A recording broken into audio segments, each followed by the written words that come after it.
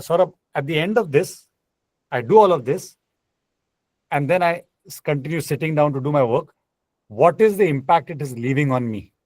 Right.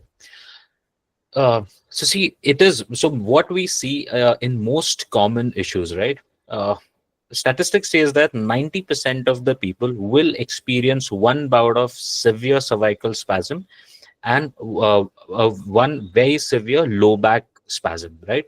So these in our technical terms are called as upper cross syndrome and lower cross syndrome. So these are the two most common and issues that people who sit for a longer period of time face. So what I mean by lower upper cross syndrome is, so we have a muscle here called as trapezius, which is a cross-shaped muscle. When we sit for a longer period of time and we are constantly typing, writing something, reading onto your phone or laptop, our pectoral muscles get extremely tight and our trapezius muscles get weak. And when that happens, we get something called as a text neck syndrome. So your shoulders are rounded forward and your neck kind of gets drawn forward.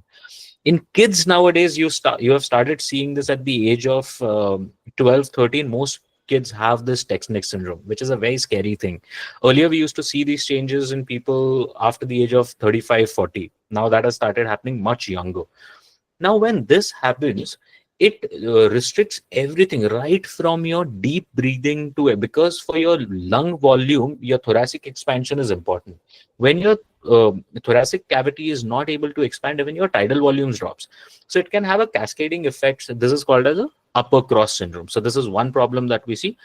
And then there is a lower cross syndrome. So at a lower back level, you get a reduced lordosis. Lordosis is basically a normal curvature of your lumbar spine, which is concave posteriorly. When you sit for a longer period of times, your hamstrings end up getting tight, your glutes get tight, and that kind of pulls down the pelvis and creates something called as a posterior pelvic tilt and a reduced lordosis, which straightens out the spine.